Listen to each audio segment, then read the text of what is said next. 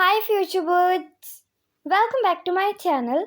ਅੱਜ ਅਸੀਂ ਕਰਨ ਜਾ ਰਹੇ ਹਾਂ ਕਲਾਸ 11th ਕੈਮਿਸਟਰੀ ਦਾ first chapter some basic concepts of chemistry. ਇਹ ਇਸ ਚੈਪਟਰ ਦਾ ਫਸਟ ਲੈਕਚਰ ਹੈ। ਸਭ ਤੋਂ ਪਹਿਲਾਂ ਮੈਂ ਤੁਹਾਨੂੰ ਇਹਦੇ ਵਿੱਚ ਲਾਜ਼ ਆਫ ਕੈਮੀਕਲ ਕੰਬੀਨੇਸ਼ਨ ਕਰਵਾਉਂਗੀ। ਆਈ ਨੋ ਉੱਪਰ ਬਹੁਤ ਸਾਰੇ ਟੌਪਿਕਸ ਹੈ ਜਿਨ੍ਹਾਂ ਨੂੰ ਮੈਂ ਲੀਵ ਕਰਤਾ, ਬਟ ਮੈਂ ਉਹਨਾਂ ਨੂੰ ਛੱਡਿਆ ਨਹੀਂ ਹੈ। ਪਹਿਲਾਂ ਮੈਂ ਤੁਹਾਨੂੰ ਲਾਜ਼ ਕਰਵਾ ਰਹੀ ਹਾਂ, ਉਹਨਾਂ ਨੂੰ ਵੀ ਮੈਂ ਜ਼ਰੂਰ ਕਵਰ ਕਰਵਾਉਂਗੀ ਬਟ ਐਂਡ ਦੇ ਵਿੱਚ। ਠੀਕ ਹੈ, ਮੇਰਾ ਪੈਟਰਨ ਹੈ ਕਿ ਮੈਂ ਪਹਿਲਾਂ ਤੁਹਾਨੂੰ ਕੀ ਕਰਵਾਉਣਾ, ਬਟ ਇਹ ਹੈ ਕਿ ਕਰਵਾਉਂ ਮੈਂ ਤੁਹਾਨੂੰ ਸਾਰਾ। ਸੋ ਸਟਾਰਟ ਕਰਦੇ ਹਾਂ। ਸਭ ਤੋਂ ਪਹਿਲਾਂ ਆਉਂਦਾ law of conservation of mass. So ਇਹ ਜਿਹੜੇ ਲਾਜ਼ ਹੈ, ਪਹਿਲਾਂ ਆਪਾਂ ਲਾਜ਼ ਦੀ ਗੱਲ ਕਰੀਏ। ਲਾਜ਼ ਆਫ ਕੈਮੀਕਲ ਕੰਬੀਨੇਸ਼ਨ ਹੈ ਕੀ ਚੀਜ਼? ਦੇਖੋ, ਜਿਹੜੇ ਐਲੀਮੈਂਟਸ ਹੈ ਉਹ ਕੰਬਾਈਨ ਕਰਦੇ ਨੇ, ਕੰਬਾਈਨ ਕਰਕੇ ਕੰਪਾਊਂਡਸ ਬਣਾਉਂਦੇ ਨੇ। ਤਾਂ ਉਹ ਜਦੋਂ ਕੰਪਾਊਂਡ ਬਣਾ ਰਹੇ ਹੈ ਉਹਦੇ ਵਿੱਚ ਅਸੀਂ 5 ਬੇਸਿਕ ਲਾਜ਼ ਨੂੰ ਪੜ੍ਹਨਾ।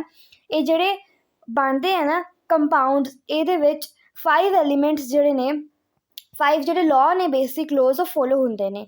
ਠੀਕ ਹੈ, ਸੋ ਸਭ ਤੋਂ ਪਹਿਲਾਂ ਆਉਂਦਾ ਲਾਅ ਆਫ ਕੰਜ਼ਰਵੇਸ਼ਨ ਆਫ ਮਾਸ। ਇਹ ਬਹੁਤ ਇੰਪੋਰਟੈਂਟ ਲਾਅ ਹੈ, ਇਹਦੇ ਵਿੱਚ ਕੁਝ ਵੀ ਨਹੀਂ ਹੈ, ਜਿੰਨਾ ਇੰਪੋਰਟੈਂਟ ਹੈ ਉਨਾ ਹੀ ਈਜ਼ੀ ਵੀ ਹੈ ਇਹ। ਠੀਕ ਹੈ, ਦੇਖੋ ਮੈਂ ਤੁਹਾਨੂੰ ਇੱਕ ਈਜ਼ੀ ਜੀ ਅਤੇ ਫਨੀ ਜੀ ਐਗਜ਼ਾਮਪਲ ਦਿੰਦੀ ਹਾਂ।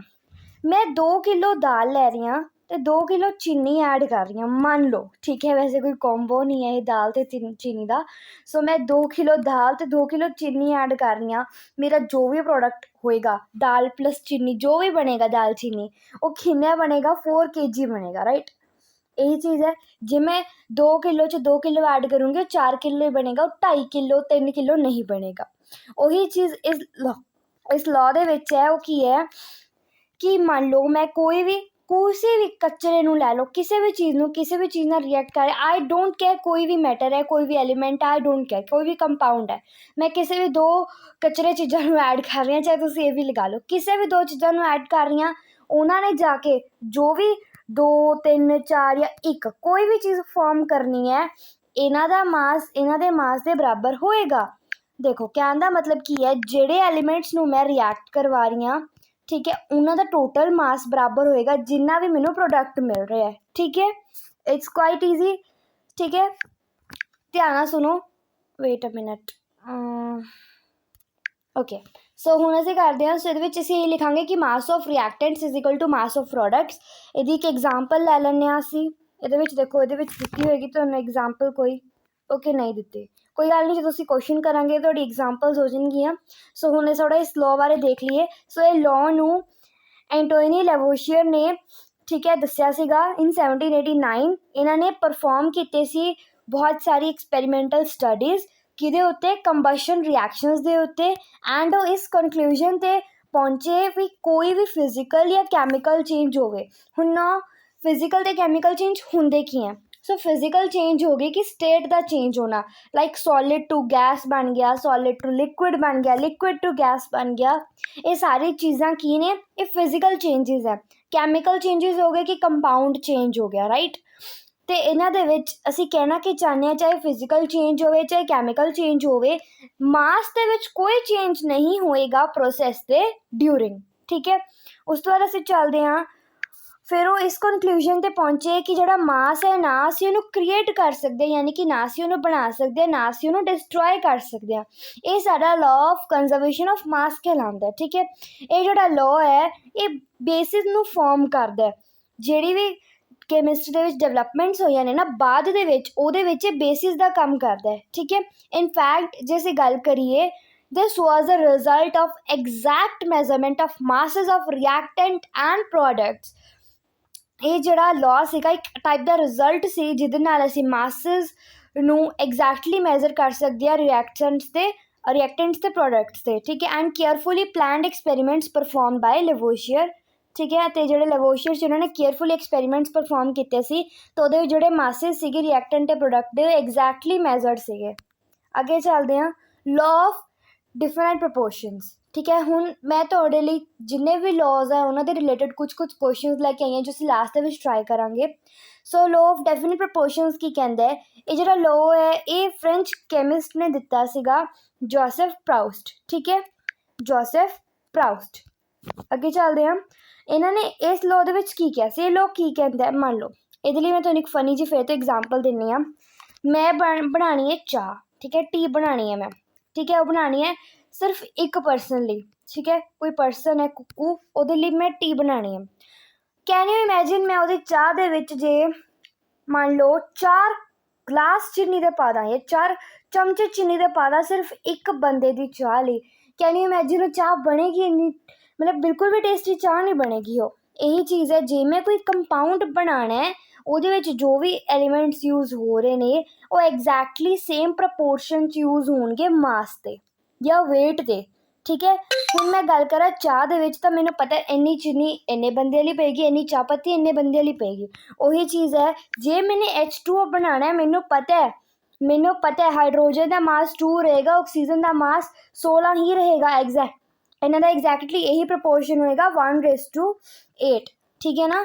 ਜੇ ਮੈਂ ਕੁਝ ਗੜਬੜ ਕੀਤੀ ਤਾਂ ਉਹ H2O ਨਹੀਂ ਬਣੇਗਾ, ਕੁਝ ਹੋਰ ਬਣੇਗਾ। ਇਹੀ ਚੀਜ਼ ਹੈ ਕਿ ਜਿਹੜਾ ਵੀ ਗਿਵਨ ਕੰਪਾਊਂਡ ਹੈ ਉਹ ਹਮੇਸ਼ਾ exactly same proportion of elements ਰੱਖੇਗਾ ਵੇਟ ਦੇ ਅਕੋਰਡਿੰਗ, ਯਾਨੀ ਕਿ ਉਹਨਾਂ ਦੇ ਵਿੱਚ ਜਿਹੜਾ ਵੇਟ ਦਾ ਪ੍ਰਪੋਰਸ਼ਨ ਹੈ ਐਲੀਮੈਂਟਸ ਦੇ ਉਹ ਐਗਜ਼ੈਕਟਲੀ ਸੇਮ ਰਹੇਗਾ ਜੇ ਕੰਪਾਊਂਡ ਸਾਡਾ ਸੇਮ ਹੈ। ਦੇਖੋ ਕਨਫਿਊਜ਼ ਨਹੀਂ ਹੋਣਾ, ਸਿੰਪਲ ਜੀ ਗੱਲ ਹੈ। ਜੇ ਮੈਂ CO2 ਬਣਾਉਣੀ ਹੈ ਉਹਦੇ ਵਿੱਚ ਕਾਰਬਨ ਦਾ ਮਾਸ 12 ਹੀ ਹੋਣਾ ਚਾਹੀਦਾ, ਆਕਸੀਜਨ ਜਿਹੜਾ ਮਾਸ ਹੈ ਉਹ 32 ਹੀ ਹੋਣਾ ਚਾਹੀਦਾ। ਇਹੀ ਜਿਹੜਾ ਸਾਡਾ ਲਾਅ ਆਫ ਪ੍ਰਪੋਰਸ਼ਨ ਉਹ ਕਹਿੰਦੇ ਇਹਨਾਂ ਦਾ ਜਿਹੜਾ ਰੇਸ਼ੋ ਹੈ ਪ੍ਰਪੋਰਸ਼ਨ ਉਹ ਕਿੰਨਾ ਹੋਣਾ ਚਾਹੀਦਾ 12:32, ਯਾਨੀ ਤੁਸੀਂ ਇਹਨੂੰ ਹੋਰ ਸਿੰਪਲੀਫਾਈ ਕਰ ਸਕਦੇ ਹੋ, ਠੀਕ ਹੈ, 2 ਨਾਲ ਡਿਵਾਈਡ ਕਰਕੇ। ਅੱਗੇ ਚੱਲਦੇ ਹਾਂ, ਜਿਹੜੇ ਪ੍ਰਾਉਸਟ ਸੀਗੇ ਇਹਨਾਂ ਨੇ ਕਿਹੜਾ ਸੈਂਪਲ ਲਿੱਤਾ ਸੀ, ਇਹਨਾਂ ਨੇ ਲਿੱਤਾ ਸੀ ਕਿਊਪਰਿਕ ਕਾਰਬੋਨੇਟ। ਇਹਨਾਂ ਨੇ ਕਿਊਪਰਿਕ ਕਾਰਬੋਨੇਟ ਲਿੱਤਾ, one of which was of natural origin, ਜਿਹੜਾ ਕਿ ਨੈਚੁਰਲੀ ਓਰੀਜੀਨੇਟ ਹੋਇਆ ਸੀ, ਨੈਚੁਰਲੀ ਬਣਿਆ ਸੀ। ਦੂਜਾ ਸਿੰਥੈਟਿਕ ਲਿੱਤਾ ਸੀਗਾ, ਅਤੇ ਉਹਨਾਂ ਨੇ ਇਹ ਪਤਾ ਲੱਗਿਆ ਕਿ ਜਿਹੜਾ ਕੰਪੋਜੀਸ਼ਨ ਹੈ ਐਲੀਮੈਂਟਸ ਦਾ ਉਹ ਸੇਮ ਸੀਗਾ ਦੋਨੋਂ ਸੈਂਪਲਸ ਦੇ ਵਿੱਚ, ਠੀਕ ਹੈ ਨਾ। ਯਾਨੀ ਕਿ ਜੇ ਅਸੀਂ ਕਿਊਪਰਿਕ ਕਾਰਬੋਨੇਟ ਬਣਾਉਣਾ ਹੈ ਤਾਂ ਉਹਦੇ ਵਿੱਚ ਜਿਹੜਾ ਕਾਰਬਨ ਹੈ ਸਾਡਾ 51.35% ਹੀ ਰਹੇਗਾ, ਕਾਰਬਨ 9.74% ਹੀ ਰਹੇਗਾ, ਆਕਸੀਜਨ 38.91% ਹੀ ਰਹੇਗਾ, ਠੀਕ ਹੈ। ਸੋ ਫਿਰ ਉਹਨਾਂ ਨੇ ਲਾਸਟ ਵਿੱਚ ਕੀ ਕਨਕਲੂਡ ਕੀਤਾ ਕਿ ਸੋਰਸ ਕੋਈ ਵੀ ਹੋਵੇ, ਚਾਹੇ ਉਹ ਨੈਚੁਰਲ ਬਣਿਆ, ਚਾਹੇ ਉਹ ਆਰਟੀਫਿਸ਼ੀਅਲ ਬਣਿਆ, ਸਿੰਥੈਟਿਕ ਬਣਿਆ, ਵੀ ਡੋਂਟ ਕੇਅਰ, ਇਹ ਗਿਵਨ ਕੰਪਾਊਂਡ ਜਿਹੜਾ ਹੈਗਾ ਉਹਦੇ ਵਿੱਚ ਸੇਮ ਐਲੀਮੈਂਟਸ ਜਿਹੜੇ ਨੇ ਜੇ ਉਹ ਕੰਬਾਈਨ ਕਰ ਰਹੇ ਨੇ ਅਤੇ ਉਹਨਾਂ ਦਾ ਮਾਸ ਦਾ ਪ੍ਰਪੋਰਸ਼ਨ ਸੇਮ ਹੋਏਗਾ। ਜਿਹੜਾ ਇਹ ਲਾਅ ਹੈ ਇਹਦੀ ਵੈਲਿਡਿਟੀ ਕਨਫਰਮ ਕੀਤੀ ਗਈ ਹੈ ਬਹੁਤ ਸਾਰੇ ਐਕਸਪੈਰੀਮੈਂਟਸ ਦੇ ਨਾਲ, ਅਤੇ ਇਸ ਲਾਅ ਨੂੰ ਲਾਅ ਆਫ ਡਿਫਰੈਂਟ ਕੰਪੋਜੀਸ਼ਨ ਵੀ ਕਿਹਾ ਜਾਂਦਾ ਹੈ। ਡਿਫਰੈਂਟ ਪ੍ਰਪੋਰਸ਼ਨ ਦਾ ਕਹਿਣਾ ਹੀ ਆ, ਡਿਫਰੈਂਟ ਕੰਪੋਜੀਸ਼ਨ ਵੀ ਕਿਹਾ ਜਾਂਦਾ ਹੈ। ਇੰਪੋਰਟੈਂਟ ਥਿੰਕ ਇਹਨੂੰ ਤੁਸੀਂ ਯਾਦ ਕਰਨਾ ਹੈ, ਠੀਕ ਹੈ। ਨੈਕਸਟ ਅੱਗੇ ਚੱਲਦੇ ਹਾਂ, law of multiple proportions. So law of multiple proportions ਕੀ ਕਹਿੰਦਾ ਹੈ, ਇਹ ਡੈਲਟਨ ਨੇ ਪ੍ਰਪੋਜ਼ ਕੀਤਾ ਸੀ ਇਸ ਲਾਅ ਨੂੰ, ਅਤੇ ਇਹ ਲਾਅ ਇਹ ਕਹਿੰਦਾ ਹੈ, ਇਹਦੇ 'ਤੇ ਮੈਂ ਪਹਿਲਾਂ ਐਗਜ਼ਾਮਪਲ ਦਿੰਦੇ ਹਾਂ ਫਿਰ ਤੁਹਾਨੂੰ ਸਮਝ ਆਏਗਾ, ਠੀਕ ਹੈ, ਕਿਉਂਕਿ ਇਸ ਲਾਅ ਨੂੰ ਆਈ ਥਿੰਕ ਬੱਚੇ ਬਹੁਤ ਕਨਫਿਊਜ਼ ਕਰ ਦਿੰਦੇ ਨੇ ਸਮਝਦੇ। ਤਾਂ ਆਪਾਂ ਇੱਕ ਐਗਜ਼ਾਮਪਲ ਲਵਾਂਗੇ ਕਾਰਬਨ ਦੀ, ਰਾਈਟ। ਸੋ ਆਪਾਂ ਇਹਨੂੰ ਲੈਂਦੇ ਹਾਂ। ਸੋ ਦੇਖੋ ਇਹਦੇ ਵਿੱਚ ਇੱਕ ਕਾਰਬਨ ਹੈ ਆਪਣੇ ਕੋਲ, ਇੱਕ ਆਕਸੀਜਨ ਹੈ, ਮੇਰੇ ਕੋਲ 2 ਕੰਪਾਊਂਡਸ ਹੈ, ਠੀਕ ਹੈ। ਮੇਰੇ ਕੋਲ 2 ਕੰਪਾਊਂਡਸ ਹੈ, ਇੱਕ ਹੈ CO2, ਇੱਕ ਹੈ ਵੇਟ ਅ ਮਿੰਟ CO2 ਸਹੀ ਨਹੀਂ ਪਿਆ, CO2 ਅਤੇ ਇੱਕ ਲਗਾ ਲਓ CO3 ਲਗਾ ਲਓ, ਚਲੋ CO3 ਲਗਾ ਲਓ, ਠੀਕ ਹੈ। ਸੋ ਇਹਦੇ ਵਿੱਚ ਕਾਰਬਨ ਦਾ ਮਾਸ ਕਿੰਨਾ 12, ਇਹਦੇ ਵਿੱਚ ਕਿੰਨਾ 12, ਇਹਦੇ ਵਿੱਚ ਆਕਸੀਜਨ ਦਾ ਮਾਸ ਕਿੰਨਾ ਹੋ ਜਾਏਗਾ 16, ਅਤੇ ਇਹਦੇ ਵਿੱਚ ਕਿੰਨਾ ਹੋ ਜਾਏਗਾ, ਇਹਦੇ ਵਿੱਚ ਹੋ ਜਾਏਗਾ ਆਪਣਾ ਵੇਟ ਅ ਮਿੰਟ 16 32 ਆਏਗਾ, ਸੌਰੀ ਇੱਥੇ ਹੋ ਜਾਏਗਾ 32, ਓਹੋ ਵੇਟ ਅ ਮਿੰਟ 32 ਹੋ ਗਿਆ। ਐਂਡ ਨੈਕਸਟ ਦੇ ਵਿੱਚ ਕਿੰਨਾ ਹੋ ਜਾਏਗਾ 48। ਹੁਣ ਦੇਖੋ ਅਸੀਂ ਇੱਕ ਦਾ ਮਾਸ, ਕਿਉਂਕਿ ਸਾਡਾ ਜਿਹੜਾ CO2 ਹੈ ਅਤੇ CO3 ਹੈ ਦੋਨੋਂ 2 ਐਲੀਮੈਂਟਸ ਨੂੰ ਮਿਲਾ ਕੇ ਬਣ ਰਹੇ ਨੇ, ਕਾਰਬਨ ਅਤੇ ਆਕਸੀਜਨ। ਇਹ ਲਾਅ ਇਹ ਕਹਿੰਦਾ ਵੀ 2 ਐਲੀਮੈਂਟਸ ਨਾਲ ਜੇ ਬਣ ਰਹੇ ਹੈ, 2-3 ਜਿੰਨੇ ਨਾਲ ਵੀ ਬਣ ਰਹੇ ਆ, ਠੀਕ ਹੈ, ਜੇ ਆਪਾਂ ਉਹਨਾਂ ਵਿੱਚੋਂ ਕਿਸੇ ਇੱਕ ਐਲੀਮੈਂਟ ਦਾ ਮਾਸ ਫਿਕਸ ਕਰ ਲਈਏ, ਜਿਵੇਂ ਕਿ ਮੈਂ ਇੱਥੇ ਕਾਰਬਨ ਦਾ ਫਿਕਸ ਕਰ ਲੈਂਦੀ ਹਾਂ ਕਿ ਉਹ 12 ਹੀ ਰਹੇਗਾ, ਤਾਂ ਜਿਹੜਾ ਦੂਜਾ ਐਲੀਮੈਂਟ ਹੈ ਜਿਵੇਂ ਕਿ ਮੇਰਾ ਇੱਥੇ ਆਕਸੀਜਨ ਹੈ ਉਹਦੇ ਮਾਸ ਦਾ ਜਿਹੜਾ ਰੇਸ਼ੋ ਹੋਏਗਾ ਉਹ ਸਿੰਪਲ ਰੇਸ਼ੋ ਹੋਏਗਾ। ਇਹ ਚੀਜ਼ ਇਹ ਕਹਿੰਦਾ ਜਿਵੇਂ ਕਿ ਮੈਂ 32 ਦਾ ਰੇਸ਼ੋ ਲੈ ਲਾਂ 48 ਦੇ ਨਾਲ, ਇਹ ਚੀਜ਼ ਹੈ, ਠੀਕ ਹੈ। ਤਾਂ ਤੁਸੀਂ ਇਹਨੂੰ ਸੋਲਵ ਕਰੋਗੇ, ਠੀਕ ਹੈ, ਸਿੰਪਲੈਸਟ ਹੋਲ ਰੇਸ਼ੋ ਤੁਹਾਡੇ ਕੋਲ ਆ ਜਾਏਗਾ। ਇਹੀ ਚੀਜ਼ ਇਹ ਕਹਿੰਦਾ, ਜਿਵੇਂ ਕਿ ਇੱਥੇ ਐਗਜ਼ਾਮਪਲ ਦਿੱਤੀ ਹੋਈ ਹੈ, ਹਾਈਡਰੋਜਨ ਕੰਬਾਈਨ ਕਰ ਰਿਹਾ ਆਕਸੀਜਨ ਦੇ ਨਾਲ ਕੰਪਾਊਂਡ ਬਣਾਉਣ ਦੇ ਲਈ, ਜਿਵੇਂ ਕਿ ਸਾਡਾ ਵਾਟਰ ਹੈ ਅਤੇ ਹਾਈਡਰੋਜਨ ਪੈਰੋਕਸਾਈਡ ਹੈ, ਠੀਕ ਹੈ। ਪਹਿਲੇ ਦੇ ਵਿੱਚ ਹਾਈਡਰੋਜਨ ਪਲੱਸ ਆਕਸੀਜਨ ਹੈ, ਇਹਦੇ ਵਿੱਚ ਵੀ ਹਾਈਡਰੋਜਨ ਪਲੱਸ ਆਕਸੀਜਨ ਹੈ, ਯਾਨੀ ਕਿ 2 ਹੀ ਕੰਪਾਊਂਡ ਮੈਂ ਯੂਜ਼ ਕਰ ਰਹੀ ਹਾਂ, 2 ਹੀ ਐਲੀਮੈਂਟ 2 ਕੰਪਾਊਂਡ ਬਣਾਉਣ ਲਈ, ਵਾਟਰ ਅਤੇ ਹਾਈਡਰੋਜਨ ਪੈਰੋਕਸਾਈਡ, ਠੀਕ ਹੈ। ਪਹਿਲੇ ਦੇ ਵਿੱਚ ਮੈਂ ਮਾਸ ਲਿੱਤਾ 2 ਗ੍ਰਾਮ ਤੇ 16 ਗ੍ਰਾਮ, ਇਹਦੇ ਵਿੱਚ ਮੈਂ ਲੈ ਲਿਆ 2 ਗ੍ਰਾਮ ਤੇ 32 ਗ੍ਰਾਮ। ਸੋ ਹਾਈਡਰੋਜਨ ਦਾ ਮਾਸ ਮੈਂ ਫਿਕਸ ਕਰ ਲਿਆ ਕਿ ਹਰ ਕੰਪਾਊਂਡ 'ਚ 2 ਗ੍ਰਾਮ ਹੋਏਗਾ ਜਿਹੜੇ ਵੀ ਮੈਂ ਯੂਜ਼ ਕਰ ਰਹੀ ਹਾਂ। ਤਾਂ ਆਕਸੀਜਨ ਦਾ ਮੈਂ ਰੇਸ਼ੋ ਲੈ ਲਾਂਗੀ 16:32, ਕਿੰਨਾ ਆ ਜਾਏਗਾ 1:2। ਠੀਕ ਹੈ, ਤਾਂ ਉਹੀ ਚੀਜ਼ ਕਹਿੰਦਾ ਵੀ ਜੇ ਇੱਕ ਐਲੀਮੈਂਟ ਦਾ ਮਾਸ ਅਸੀਂ ਫਿਕਸ ਕਰ ਲਈਏ ਤਾਂ ਦੂਜੇ ਐਲੀਮੈਂਟ ਦੇ ਮਾਸ ਦਾ ਜਿਹੜਾ ਪ੍ਰਪੋਰਸ਼ਨ ਹੋਏਗਾ ਉਹ ਸਿੰਪਲ ਹੋਲ ਰੇਸ਼ੋ ਹੋਏਗਾ। This is what the law says. ਠੀਕ ਹੈ, ਉਸ ਤੋਂ ਬਾਅਦ ਇੱਥੇ ਖਤਮ ਹੋ ਜਾਂਦਾ ਸਾਡਾ। ਉਸ ਤੋਂ ਬਾਅਦ ਗੇਲ-ਲਿਊਸਿਕਸ ਲਾਅ ਆਫ ਗੈਸ਼ੀਅਸ ਵੋਲਿਊਮਸ। ਇਹ ਵੀ ਬਹੁਤ ਈਜ਼ੀ ਲਾਅ ਹੈ। ਠੀਕ ਹੈ, ਗੇਲ-ਲਿਊਸਿਕਸ ਦਾ ਇਹਦੇ ਵਿੱਚ ਕੀ ਹੈ, ਇਹ ਜਿਹੜਾ ਲਾਅ ਹੈ ਗੇਲ-ਲਿਊਸਿਕ ਨੇ ਦਿੱਤਾ ਸੀਗਾ 1808 ਦੇ ਵਿੱਚ। ਉਹਨੇ ਐਬਜ਼ਰਵ ਕੀਤਾ ਕਿ ਜਦੋਂ ਗੈਸਿਸ ਕੰਬਾਈਨ ਕਰਦੀਆਂ ਨੇ ਜਾਂ ਬਣਦੀਆਂ ਨੇ, ਪ੍ਰੋਡਿਊਸ ਹੁੰਦੀਆਂ ਨੇ ਇੱਕ ਕੈਮੀਕਲ ਰਿਐਕਸ਼ਨ ਦੇ ਵਿੱਚ, ਤਾਂ ਇਹ ਜੋ ਵੀ ਹੁੰਦਾ ਸਾਰਾ, ਵੇਟ ਅ ਮਿਨਟ, ਇਹ ਜੋ ਵੀ ਹੁੰਦਾ ਇਹ ਵੋਲਿਊਮ ਦੇ ਇੱਕ ਸਿੰਪਲ ਰੇਸ਼ੋ ਦੇ ਦੁਆਰਾ ਹੁੰਦਾ ਹੈ। ਇਹ ਉਦੋਂ ਹੋਏਗਾ ਜਦੋਂ ਸਾਰੀ ਜਿਹੜੀ ਗੈਸਿਸ ਹੈ ਕੈਮੀਕਲ ਰਿਐਕਸ਼ਨ ਦੇ ਵਿੱਚ ਉਹ STP 'ਤੇ ਹੋਣਗੇ, ਯਾਨੀ ਕਿ ਸੇਮ ਟੈਂਪਰੇਚਰ ਅਤੇ ਪ੍ਰੈਸ਼ਰ 'ਤੇ ਹੋਣਗੀਆਂ। ਧਿਆਨ ਨਾਲ ਸੁਣੋ, ਇਹ ਐਗਜ਼ਾਮਪਲ ਤੋਂ ਬਿਨਾਂ ਸਮਝ ਨਹੀਂ ਆਏਗਾ, ਐਗਜ਼ਾਮਪਲ ਸਮਝੋ ਦੀ। ਮੰਨ ਲਓ ਮੈਨੇ ਲਿੱਤਾ 100 ml ਆਫ ਹਾਈਡਰੋਜਨ ਜੋ ਕਿ 50 ml ਆਫ ਆਕਸੀਜਨ ਦੇ ਨਾਲ ਕੰਬਾਈਨ ਕਰਕੇ ਮੈਨੂੰ 100 ml ਆਫ ਵਾਟਰ ਵੇਪਰ ਦੇ ਰਿਹਾ। ਠੀਕ ਹੈ, ਆ ਦੇਖੋ ਤੁਹਾਨੂੰ ਲਿਖਿਆ ਵੀ ਹੋਇਆ ਹੈ। ਠੀਕ ਹੈ, ਹੁਣ ਅਸੀਂ ਗੱਲ ਕਰੀਏ ਤਿੰਨੋਂ ਗੈਸਿਸ ਹੈ। ਠੀਕ ਹੈ, ਤਿੰਨੋਂ ਗੈਸਿਸ ਹੈ। ਸੋ ਜੋ ਵੋਲਿਊਮ ਹੈ ਹਾਈਡਰੋਜਨ ਅਤੇ ਆਕਸੀਜਨ ਦੀ ਜੋ ਕਿ ਕੰਬਾਈਨ ਹੋ ਰਹੀ ਹੈ 100 ml ਐਂਡ 50 ml, ਇਹਦਾ ਜਿਹੜਾ ਰੇਸ਼ੋ ਹੈ ਦੇਖ ਲਓ, ਸਿੰਪਲ ਰੇਸ਼ੋ ਆ ਰਿਹਾ 2:1। ਇਹੀ ਜਿਹੜਾ ਗੇਲ-ਲਿਊਸਿਕ ਲਾਅ ਕਹਿੰਦਾ ਹੈ।